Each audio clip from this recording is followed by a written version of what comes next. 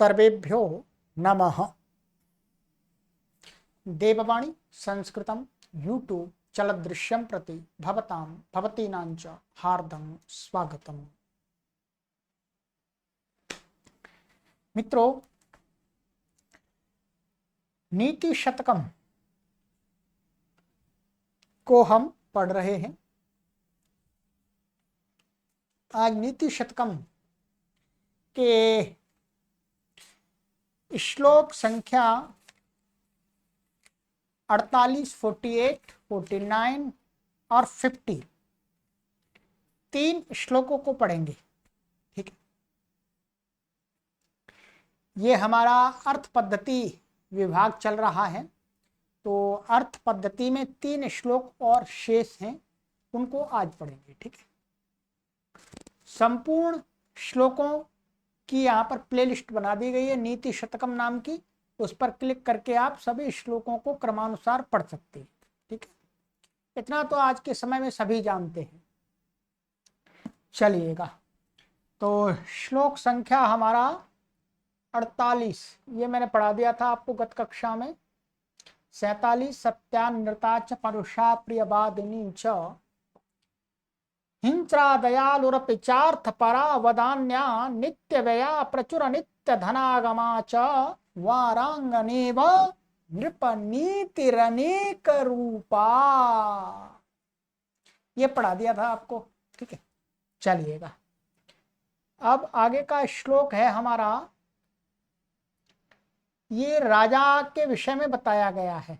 ठीक है, कि राजा, यदि कोई व्यक्ति राजा है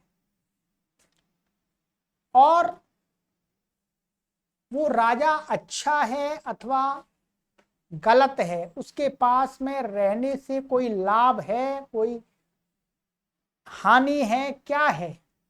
ठीक है, अर्थात लोगों को इस विषय में जागरूक कराने के लिए कि यदि कोई व्यक्ति राजा है तो राजा के पास में ये गुण है तो राजा के पास में रहना ठीक है, और राजा के अंदर ये गुण नहीं है तो फिर राजा से दूर रहना ही बेहतर है। उसी में कल्याण है। ठीक है, तो आइएगा, आचार्य भर्तृहरि इस श्लोक में यही बता रहे हैं कि एक अच्छा राजा कौन कौन से गुणों को धारण करता है और अच्छे राजा की शरण में ही मनुष्यों को रहना चाहिए, उन्हीं का आश्रय लेना चाहिए। तो ये आपका जो छंद है वो शालिनी छंद है। कौन सा है? शालिनी। ठीक है, चलिए,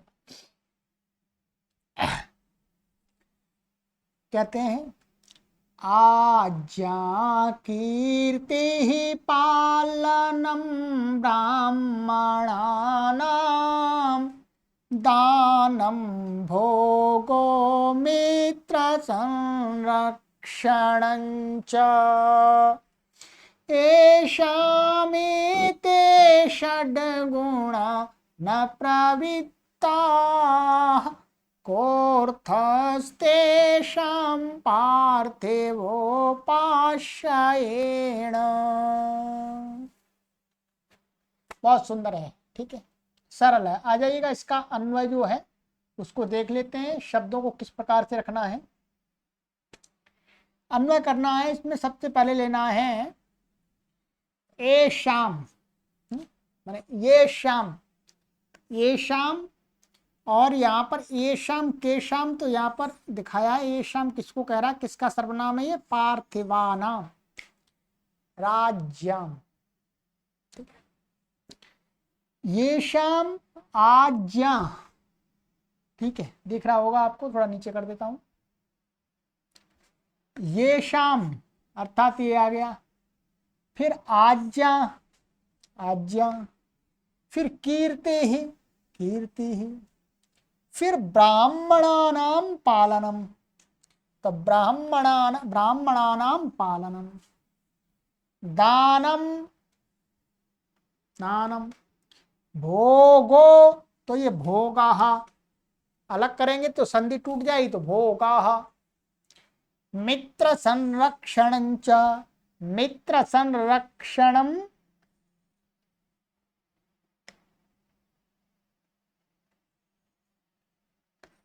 च, एते एते षड्गुणाः, यहाँ संधि से विसर्ग हट गया है, तो षड्गुणाः प्रवृत्ताः न, ठीक। तेषां तेषां पार्थिवोपाश्रयेण पार्थिवोपाश्रयेण काः अर्थाः, काः अर्थाः, बन गई बात, अर्थ आ गया, सरल हो गया। कहते हैं ये शाम माने जिनके, किनके, पार्थिवा नाम माने राजाओं के, क्या अर्थ हुआ, जिन राजाओं, जिन राजाओं के अंदर, जिन राजाओं के समीप में, समीप में भी कह सकते हैं, जिन राजाओं के पास में, ऐसा भी कह सकते हैं, अथवा जिन राजाओं के अंदर आज्ञा माने आज्ञा, कीर्ति ही माने कीर्ति, माने आज्ञा का अर्थ कोई ऐसा रहे जो आज्ञा ही नहीं दे सकता, इतनी हिम्मत ही नहीं उसमें आज्ञा देने की, या किसी को कहने की आज्ञा ही नहीं देता, कुछ बोलने की किसी को आज्ञा ही नहीं देता, माने आज्ञा रूपी विचार उसके पास में नहीं है, व्यवहार में नहीं है आज्ञा। कीर्ति, उसकी कीर्ति भी नहीं है सब लोगों का निंदा निंदित पात्र है, वो निंदा करते हैं लोग, अतः कीर्ति नहीं है उसकी। और कहते हैं ब्राह्मणानाम पालनम, ब्राह्मणानाम अर्थात जो विद्वान लोग हैं, जो राजा की राज्य में जो विद्वान लोग हैं, ठीक है, ब्राह्मण का अर्थ हमेशा विद्वान ही होता है, ब्राह्मण का अर्थ अनपढ़ वो गंवार व्यक्ति नहीं होता, ठीक है, अर्थात विद्वान कोई भी व्यक्ति हो वो ब्राह्मण है, जो विद्या को अर्जित करता है, विद्या का प्रचार प्रसार करता है, वो क्या है, ब्राह्मण। तो जो राजा ब्राह्मणों का पालन माने विद्वानों का, पढ़े लिखे लोगों का पालन, दानम और दान, और भोग, भोग, भोग माने व्यय करना, खर्च करना, भोग करना, उपयोग करना, सदुपयोग करना, मित्र रक्षणम च, और मित्रों का संरक्षण माने अपने मित्रों की रक्षा करना, अपने मित्रों को आश्रय देना। एते षड गुणा प्रवृत्ता न, अर्थात जिन राजाओं के अंदर ये 6 गुण नहीं है, बहुत अच्छी बात बताइए मित्रों, ये 6 गुण नहीं है, राजा, जिस राजा के पास में आज्ञा देने का माने उसके, वो आज्ञा माने आज्ञा किसी को देता ही नहीं है, किसी को आज्ञा देता ही नहीं कुछ करने के लिए, ठीक है, और कीर्ति, उसकी कीर्ति नहीं है, कीर्ति रूपी गुण नहीं है, आज्ञा रूपी गुण नहीं है, ब्राह्मणों का पालन करना माने विद्वानों का पालन करना, विद्वानों को यथायोग्य सम्मान दे करके अपने राज्य में उनको प्रसन्न रखना, ठीक है, और दान, दान करना, दान की प्रवृत्ति नहीं है, दान रूपी गुण नहीं है, और भोगा माने भोग की प्रवृत्ति भी नहीं है, भोग का अर्थ है धन का उपयोग करना, सदुपयोग करना, और मित्र संरक्षणम च, और मित्रों का संरक्षण करना, ये 6 गुण नहीं है। कहते हैं तेषाम पार्थिवोपाश्रयेण कहा अर्थ, तेषाम उन माने उन राजाओं के, तेषाम माने उन राजाओं के, ऐसे पार्थिवोपाश्रयेण राजाओं के आश्रय से, मन राजाओं के पास रहने से, कहा अर्थ, क्या प्रयोजन, कोई प्रयोजन नहीं, कोई लाभ नहीं है, वहां हानि होगी। जिस राजा के पास में ये 6 गुण नहीं है, कोई भी व्यक्ति उसके पास में रहता है तो उसको हानि के अलावा कुछ भी नहीं मिलेगा, कुछ भी नहीं मिलेगा। क्यों?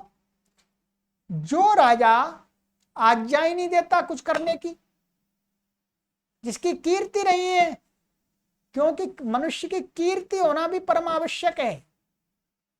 जब किसी मनुष्य की कीर्ति होती है तो लोग उससे जुड़ना चाहते हैं, अच्छे अच्छे लोग उससे जुड़ना चाहते हैं। ठीक है, अच्छे अच्छे लोग उनसे जुड़ना चाहते हैं, इनकी कीर्ति और यश होता है। इसलिए मनुष्य अच्छे कार्य करता है, किस लिए भी करते, एक कारण ये भी है कि वो कीर्ति चाहता है। कीर्ति चाहता है तो कीर्ति नाम का गुण भी नहीं है, उसकी कीर्ति नहीं है। और ब्राह्मणों का, विद्वानों का, पढ़े लिखे लोगों का वो सम्मान नहीं करता, उनका पालन नहीं करता। सारे विद्वान लोग, पढ़े लिखे लोग उसके राज्य से बाहर हो जाते हैं, तो सारे अनपढ़ रह जाएंगे। और जहां पर अनपढ़ लोग रह गए तो समझिएगा क्या हालत होगी, मारकाट मचेगी, लूटा झपटी मचेगी। यहाँ पर विद्वान नहीं होंगे, विचार देने वाले लोग नहीं होंगे, अच्छा और बुरा में भेद बताने वाले लोग नहीं होंगे, तो क्या होगा? लूट खसूट, मारा मारी, अव्यवस्था होगी राज्य के अंदर। यदि वहां पर उस राजा के पास में कोई व्यक्ति रहता है तो उसको भी भय है अपने प्राणों का, अपने धन संपत्ति का, अपने परिवारीजनों का। ठीक है, तो कहते हैं और दान, दान नहीं देता है, दान देता ही नहीं है, दान देता ही नहीं है, विद्वानों का सम्मान, किसी का भी सम्मान नहीं करता या किसी का सहयोग नहीं करता, तो उससे फायदा क्या उस आदमी के पास रहने से? भोग भी नहीं करता। जब भोग नहीं करेगा, भोग का माने सदुपयोग, धन का सदुपयोग, दुरुपयोग, दुरुपयोग करता है, पीता है खूब, चिलम लगाता है, हुक्का बीड़ी पीता है, ठीक है, मांस मदिरा खाता है, ये भोग नहीं है, ये दुर्भोग है। ठीक है, तो भोग का अर्थ है जितनी आवश्यकता है उतना उपयोग करना, सदुपयोग करना विषयों का। और मित्र संरक्षण, मित्रों की रक्षा नहीं करता है, जो कि मित्र उसका हर समय आपत्ति में खड़े होने वाले होते हैं। तो इसके बाद में, ऐसे राजा के पास में कोई भी रहेगा तो उसको हमेशा हानि होगी, अपमान सहना पड़ेगा और कुछ अपना गंवाना भी पड़ सकता है। इसलिए कहते हैं ऐसे राजा के पास में नहीं रहना चाहिए। तो राजा को क्या चाहिए? अच्छे राजा को, अच्छे राजा के अंदर ये गुण होने चाहिए। ठीक है, चलिएगा, तो ये बताया गया, राजाओं को भी इसमें संकेत दिया गया है कि यदि आप अच्छे राजा बनना चाहते हैं तो आप इन गुणों को धारण कीजिएगा। और लोगों को भी सचेत किया गया है कि आप राजाओं का आश्रय लेना चाहते हैं तो पहले देख लीजिएगा इस राजा के अंदर ये गुण है कि नहीं है। नहीं है तो दूर रहिएगा, है तो आप उसके साथ में रह सकते हैं, उससे अपनी नजदीकी बढ़ा सकते हैं।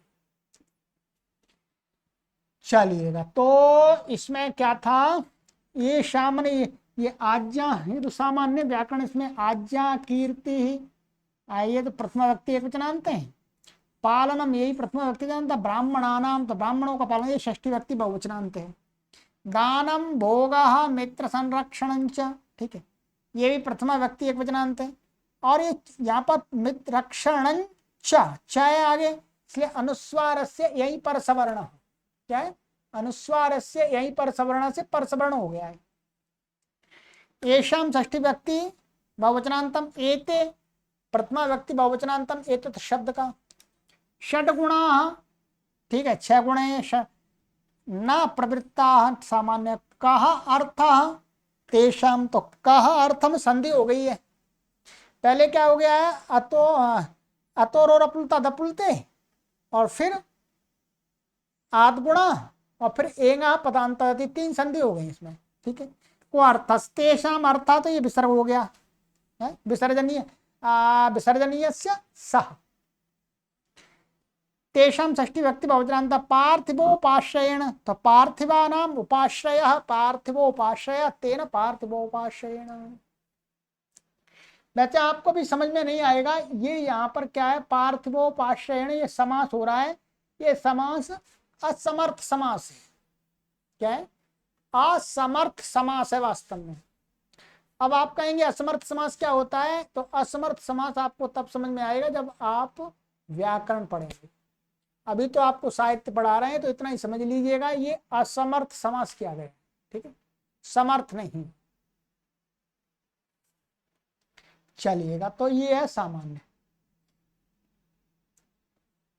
अब है आगे का सूत्र है हमारा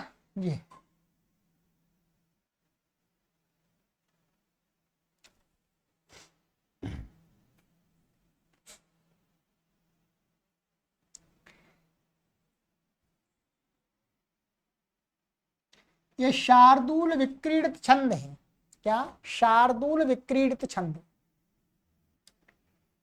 इसमें मनुष्य को एक शिक्षा दी गई है कि मनुष्य अधिक लालची लोभी ना बने, धैर्यवान बने, है? धीर पुरुष बने, धैर्य रखने वाला बने, तो उसको सब चीज की प्राप्ति हो जाएगी। जल्दबाजी करेगा, लोभ करेगा, लालच करेगा तो उसे जीवन में कष्ट उठाना पड़ेगा। ठीक है, तो ये मनुष्य को ध्यान में रख करके मैं कोई भी मनुष्य उसके लिए बताएगा, उपदेश दिया गया है। आइएगा देखते हैं। या धात्रा निज फाल पट्टलिखितम् तोकं महद्बाधनम् तत्प्राप्नोति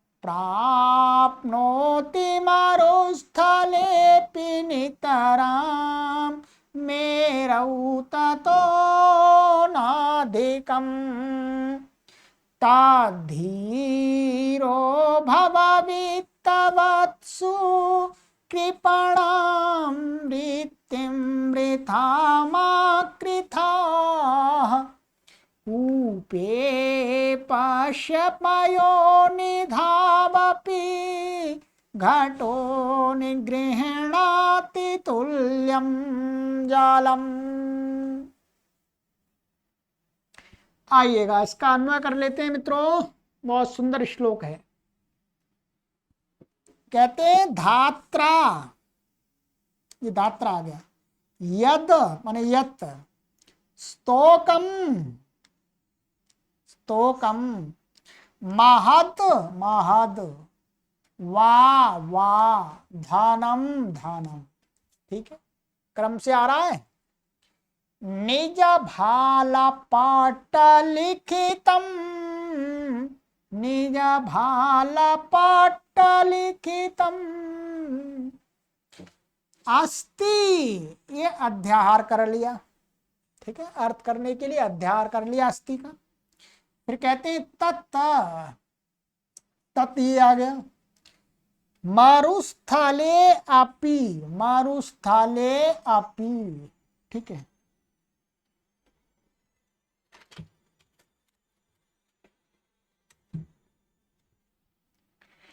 और कहते हैं नितराम, नितराम, प्राप्नोति, प्राप्नोति, ततः, ततः, तत्व को तथा हो जाए संधि टूट जाएगी तो। ठीक है, और कहते हैं अधिकम, अधिकम, मेरऊ, ये है मेरऊ, ना ना, यहां पर अपि का अध्याहार कर लिया है।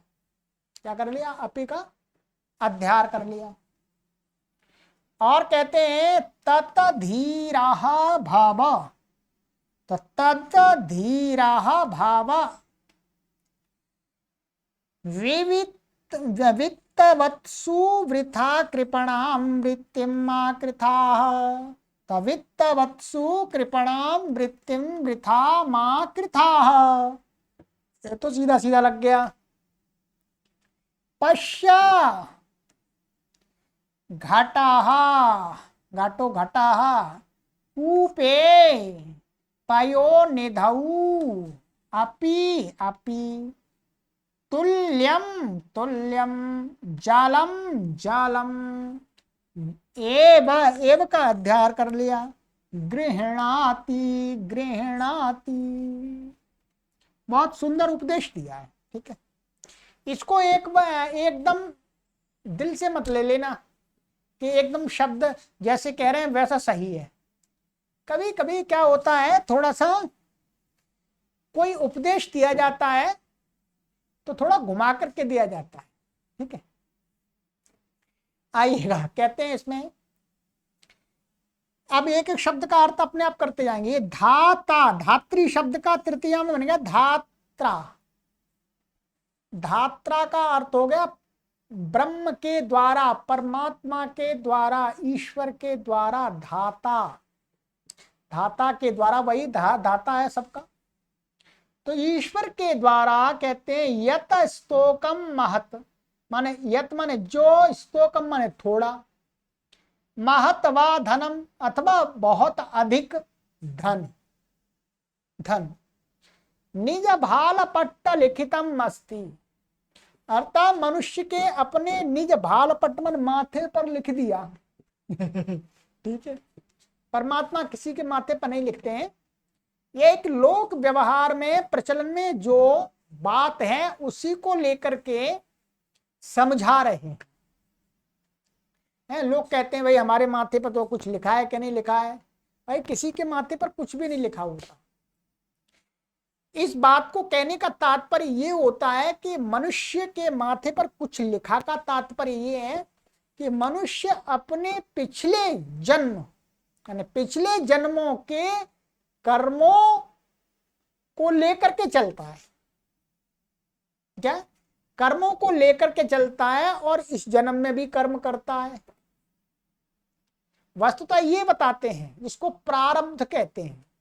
दर्शनों की भाषा में इसको क्या कहते हैं? प्रारब्ध। इंग्लिश में इसको बोलते हैं लक। यहां पर निज भाल पट्ट लिखितम अस्ति, अर्थात परमात्मा के द्वारा जो थोड़ा अथवा अधिक मनुष्य प्राणियों के माथे पर जो लिख दिया है धन, भाई इतना मिलेगा तुमको, इतना ही मिलेगा। तत् मरुस्थले नितराम प्राप्नोति, कहते हैं उसको, थोड़े अथवा अधिक को, मरुस्थले माने, मरुस्थल माने रेगिस्तान में, जहां पानी भी नहीं है, कुछ भी नहीं है, वहां रेगिस्तान में चला जाए वो, तो भी कहते हैं अपि नितराम, निश्चित रूप से प्राप्नोति, प्राप्त करता है मनुष्य। और कहते हैं तथा अधिकम मेरऊ अपि न, परंतु जो माथे पर परमात्मा ने लिख दिया है भाग्य में, उससे अधिक तो मनुष्य को कभी नहीं मिल सकता, चाहे वो मेरू पर्वत पर चला जाए। मेरू पर्वत पर क्या है, हीरे चांदी जवाहरात आदि की खान बताते हैं। मेरू पर्वत पर, मेरू पर्वत पर मूल्यवान धातुएं बताते हैं। कहते हैं वहां पर भी चला जाए तो भी उसके माथे पर नहीं लिखा है, उसके भाग्य में नहीं लिखा है, तो उसको नहीं मिलेगा। ततो नाधिकम। और कहते हैं तत धीरा भव, तत् माने इसलिए, धीरा भव, हे मनुष्य तू धीर बन, धैर्यवान बन, लालच मत कर। वित्तवत्सु वृथा कृपणाम वृत्ति मां कृथा। अब आई बात, कहते हैं वित्तवत्सु,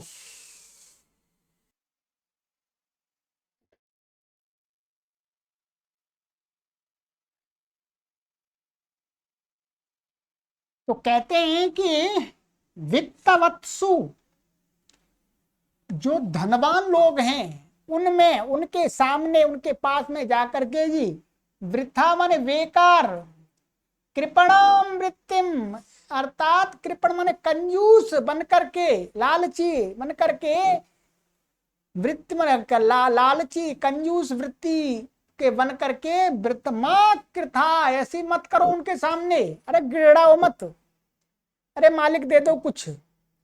भाई जितना ईश्वर ने माथे पर लिख दिया है उतना ही मिलेगा। उससे ज्यादा नहीं मिलेगा, ना कम मिलेगा।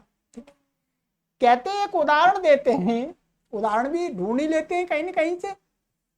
पश्या, देखो, जो इस बात को नहीं मानते हैं वो लोग देखो भाई, देख, घटा कूपे पयो निधौ अपि तुल्यम जलम एव गृह्णाति।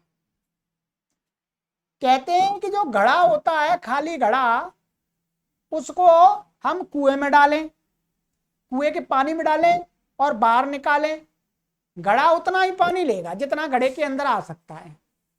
अथवा कहते हैं पयो निधऊ, माने समुद्र के अंदर उस घड़े को डालें और घड़े को बाहर निकालें तो उतना ही पानी लेगा जितना उसमें आ सकता है। अर्थात कुएं में जितना डाला, कुएं में डाला उतना ही पानी कुएं में से निकालता है वो, और उतना ही समुद्र में से निकालता है। ऐसा नहीं कि समुद्र में बहुत सारा पानी है तो घड़े को डालेंगे तो घड़ा बहुत पानी निकाल के ले आएगा एक साथ, नहीं। और कुएं में डालेंगे, कुएं में कम पानी है तो कम पानी लाएगा, नहीं, वो तो उतना ही पानी लाएगा, चाहे समुद्र में डालो उसको चाहे डालो कुएं में।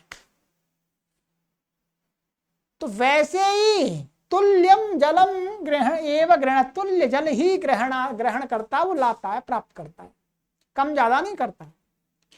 ठीक इसी प्रकार से मनुष्यों को क्या करना चाहिए कि धन के लालच में जो धनवान लोग हैं उनके सामने गिड़गिड़ाना चाहिए, प्रभु जी दे दो, सेठ जी दे दो, कुछ कल्याण हो जाएगा, भला हो जाएगा, नहीं।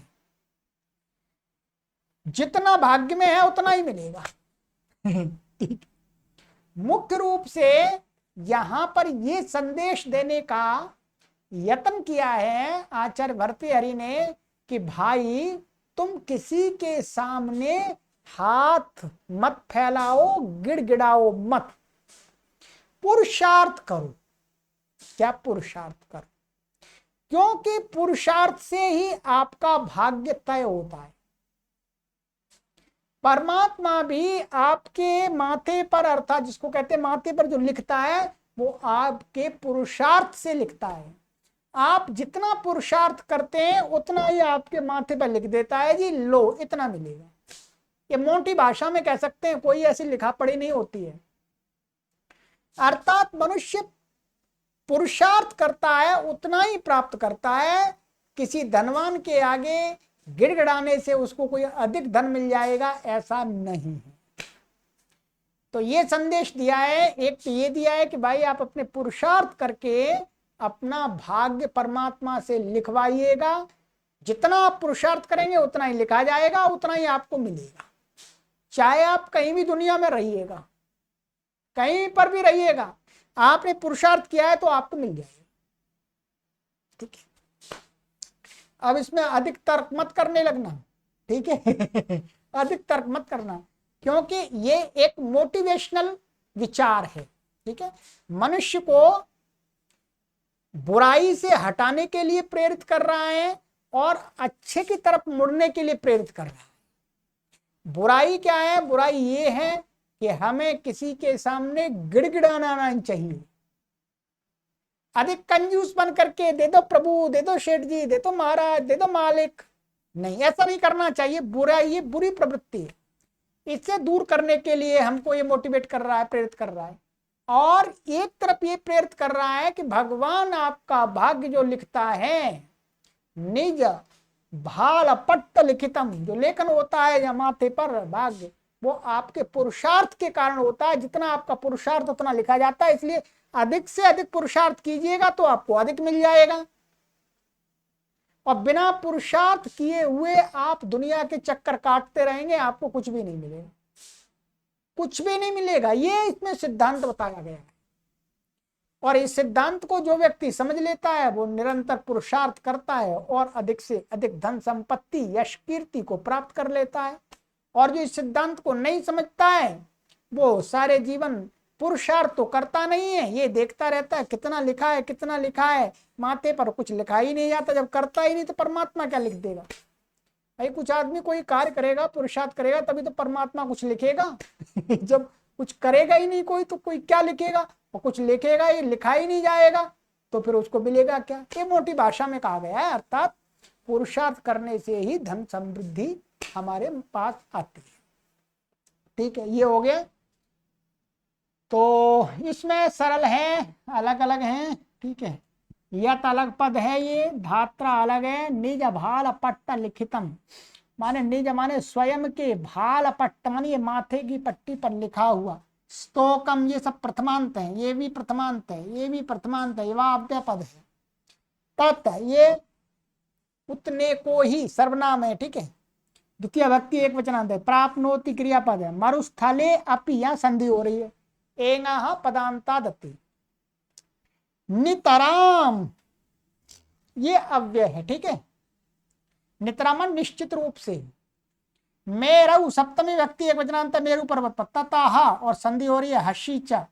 ततः था आगे नाधिकम आ गया तो हशीच लग करके ऊ हो गया, आदगुण लग गया तो हो गया तत्तो।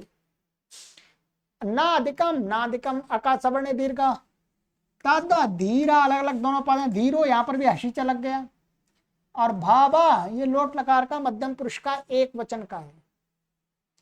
वित्तवत्सु तो वित्तवत ये सप्तमी व्यक्ति बहुवचनांत का रूप है। धन वालों में। कृपणाम वृत्तिम ये द्वितीय व्यक्ति एक वचनांत है। वृथा ये अव्यय। माँ ये भी अव्यय निषेधार्थ में कृथा। ये लुंग लकार का है। ये क्या है? लुंग लकार का है। यहाँ अटागम नहीं होता क्योंकि माँ का योग हो गया, इसलिए व्याकरण पढ़ेंगे तब समझ में आ जाएगा, ठीक है। कूपे सप्तमी व्यक्ति पश्य लोट लकार मध्यम पुरुष एक वचन। पयो निधौ अपि तो पयो निधौ सप्तमी व्यक्ति एक वचनांत आगे अपि आ रहा तो एचो यवा यावा लग गया है, ठीक है। घटो तो घटा है यहाँ हसी लग गया। ग्रहणाति क्रियापद है। तुल्यम प्रथमा व्यक्ति वचनांतम। जलम ये प्रथमा व्यक्ति ना, ये द्वितीय व्यक्ति एक वचनांत है। ये भी द्वितीय व्यक्ति एक वचनांत है, ठीक है। ग्रहणाति क्रिया का एक कर्म है। सरल। चलिए, तो इस सूत्र ने और इस श्लोक ने हमें शिक्षा दी है कि हमें पुरुषार्थ करना चाहिए और हमें किसी के सामने वृथा गिड़गिड़ाना नहीं चाहिए। लेट लकार नहीं लगाना चाहिए। दे दो भैया दे दो, कुछ नहीं। परिश्रम करेंगे, स्वयं सम्मान पूर्वक धनार्जन करेंगे। चलिए, अब ये अर्थ पद्धति का अंतिम श्लोक है। ये इसमें अर्थ संबंधी बातें ही बताई जा रही हैं, आप देख रहे होंगे।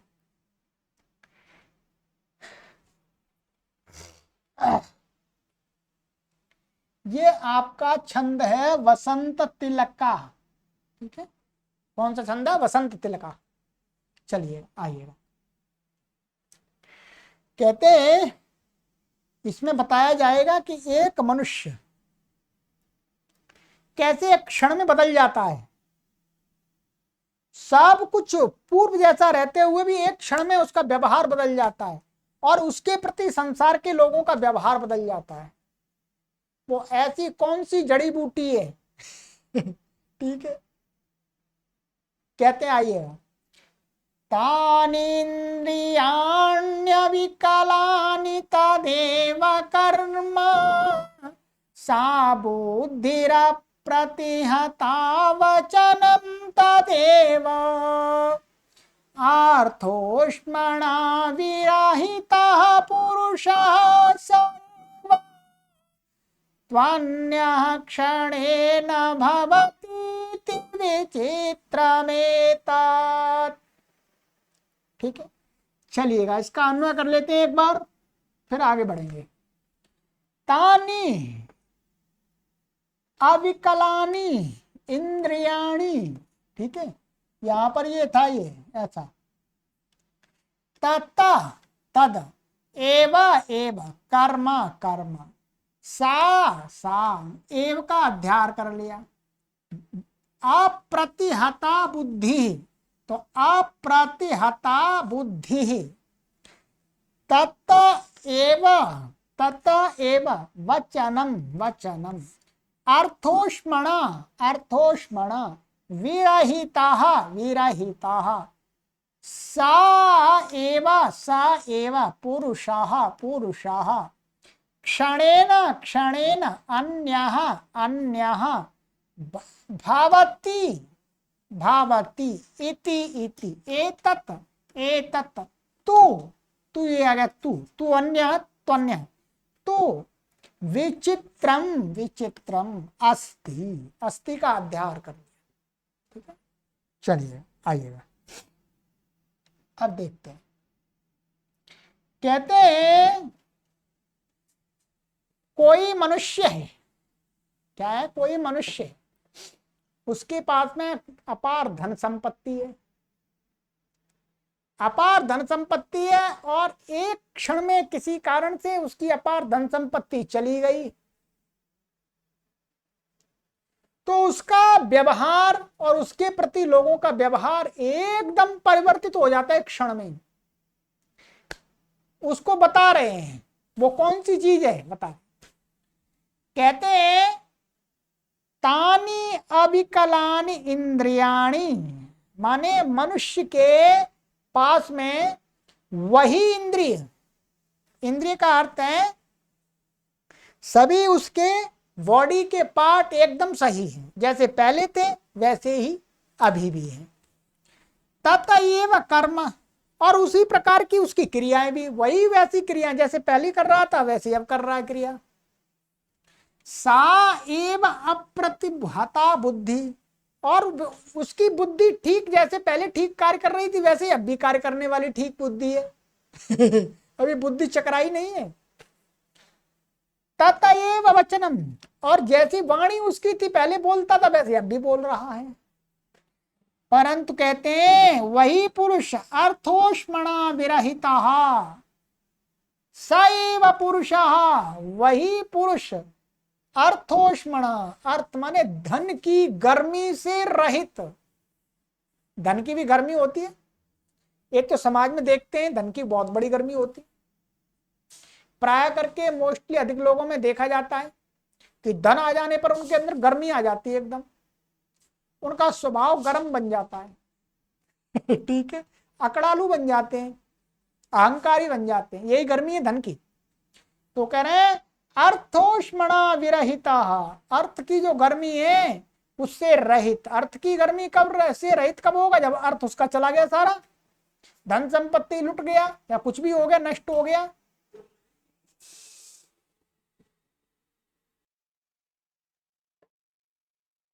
तो कहते हैं अर्थोष्मणा विरहिता स ये पुरुष क्षणेन अन्यः भवति, एक क्षण में ही वो अन्य बन जाता है, दूसरा बन जाता है, उसका स्वभाव सब कुछ बदल जाता है। संसार के लोग भी उसके प्रति बदल जाते हैं, सब कहते ना भाई ये हमारा रिश्तेदार नहीं है, हम नहीं जानते इसको। इति एतत्तु विचित्रम अस्ति, ये विचित्र है संसार, ये विचित्र है इस विषय में कि अर्थ की गर्मी एक ऐसा मनुष्य के अंदर प्रभाव उत्पन्न करती है कि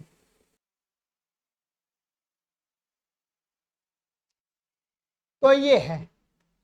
तो ये श्लोक हमें दो शिक्षाएं देता है। एक ये शिक्षा देता है कि हर मनुष्य को अपने पास में धन रखना चाहिए, अर्थ पर्याप्त मात्रा में रखने का पुरुषार्थ करना चाहिए, प्रयत्न करना चाहिए, जिससे उसके अंदर थोड़ी गर्मी भी बनी रहे। गर्मी भी जरूरी है। गर्मी नहीं होगी तो मनुष्य मर जाएगा, प्राणी मर जाएगा। ठीक है, धन की गर्मी भी परम आवश्यक है। और दूसरा ये हमको एक शिक्षा दे रहा है, चेतावनी दे रहा है कि संसार में मनुष्य प्राय करके जिसके पास में धन नहीं रहता है उसकी उपेक्षा करते हैं, उससे अपने आप को दूर हटा लेते हैं। हमें ऐसा नहीं करना चाहिए। एक ये शिक्षा भी दे रहा कि कभी किसी मनुष्य का धन संपत्ति किसी प्रकार से नष्ट हो गया तो उससे का हमें सहयोग करना चाहिए, उससे दूर नहीं भागना चाहिए। एक ये भी शिक्षा दे रहा। ठीक है, तो मुख्य रूप से तो ये अर्थ पद्धति का श्लोक है, इसलिए अर्थ की महत्ता को भी बता रहा है कि अर्थ में अपने आप में एक बहुत बड़ी शक्ति है, इसको तो कोई नकार भी नहीं सकता।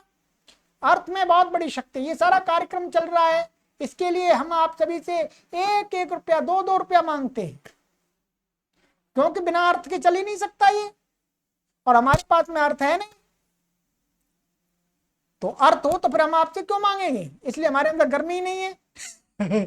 हमारे अंदर गर्मी नहीं है क्योंकि हमारे पास में अर्थ ही नहीं है। हम तो मांगते हैं जी लाओ दे दो, उसमें लगा देते हैं, कुछ प्रचार करते हैं संस्कृत भाषा का। ठीक, परंतु अर्थ होना चाहिए, अर्थ अवश्य हमें एकत्रित करना चाहिए।